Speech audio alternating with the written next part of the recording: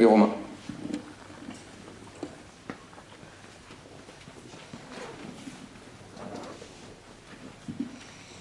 Bonsoir Valentin, j'ai une question un peu précise, excuse-moi de ne pas être globale, mais en fin de première mi-temps, j'ai vu Matteo Gendouzi venir limite latéral droit, c'est pas la première fois que je vois ça, il était un peu sur le côté. Est-ce que c'était pour suivre les adversaires? Est-ce qu'il y avait une consigne en particulier? Défensivement ou offensivement? Ouais, défensivement.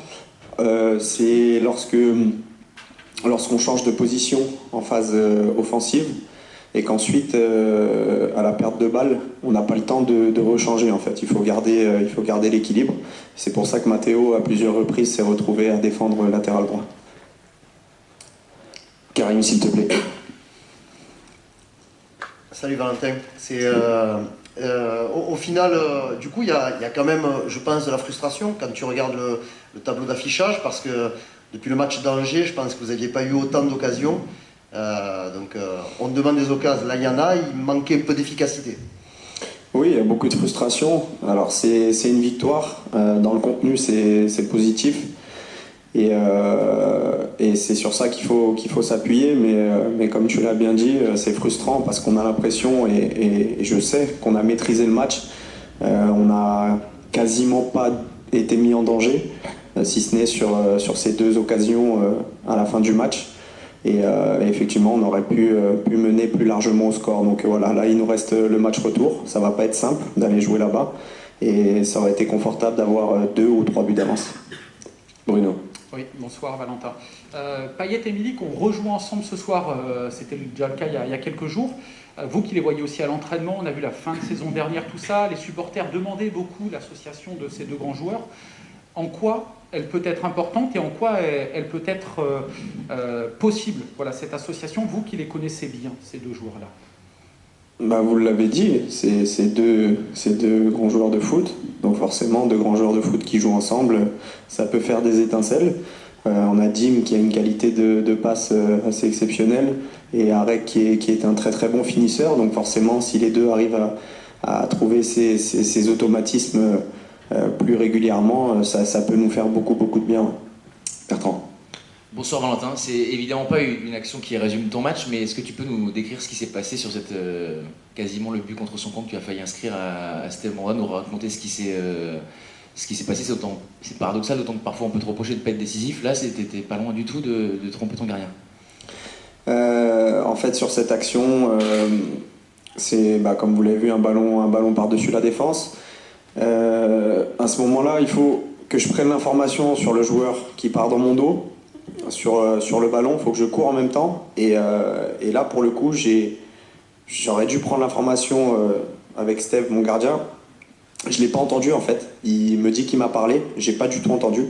Et de ce fait, j'ai joué en retrait en pensant qu'il était encore dans son but. Donc heureusement, il a vite réagi. Mais c'est vrai que ça aurait pu faire un but contre son camp. Constant. Bonsoir Valentin, 2 petites questions. La première, c'est est-ce que vous avez été soulagé de voir Milik marquer après votre percée à plein axe? Et la seconde, c'est après ce doublé, comment il était lui dans le vestiaire? Soulagé, oui, pour l'équipe, parce qu'on sait que 2-0, voilà, on se met un petit peu à l'abri. Et puis on a bien fait d'ailleurs de marquer ce second but, parce qu'on l'a vu après, on a encaissé un but rapidement. Et c'est bien pour lui. Arek, c'est un grand professionnel qui travaille beaucoup. Cette saison, il n'y a pas eu que des moments simples pour lui. Il n'a pas été tout le temps aligné et parfois il n'a pas... On sentait qu'il n'était pas trop en confiance et le fait qu'il revienne et qu'il marque de plus en plus régulièrement, je pense que ça peut faire beaucoup de bien à l'équipe. Flo. Ouais, Valentin, les derniers résultats ont été un peu moyens, évidemment, avec surtout Monaco, la défaite.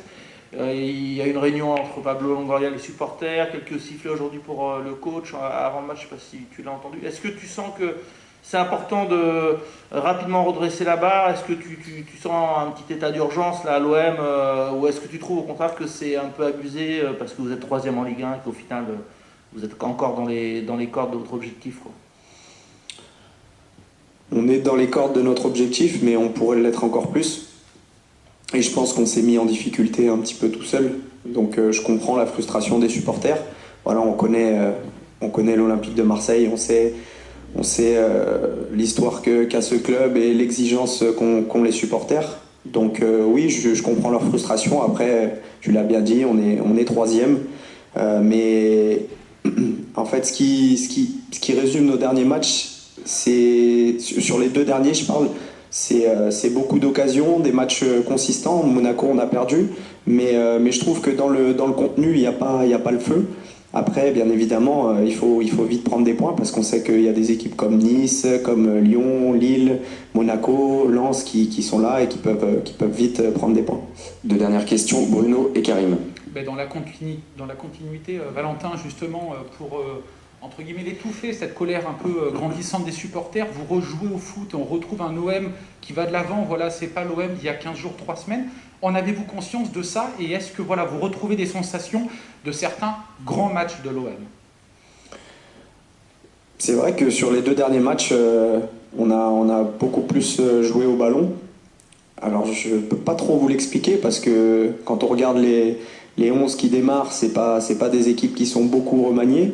Donc voilà, c'est pas une question d'automatisme ou de réglage à faire. Je pense qu'il y a eu beaucoup de matchs, beaucoup de déplacements. Voilà, on sait que le foot c'est comme ça. Parfois ça rigole un peu moins.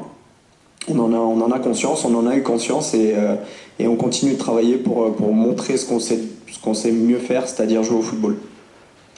Ouais, Valentin, il y a eu très peu de changements encore entre le match de dimanche et le match de ce soir. Je crois qu'il y a que Steve et Sead qui n'avaient pas commencé le match de Monaco.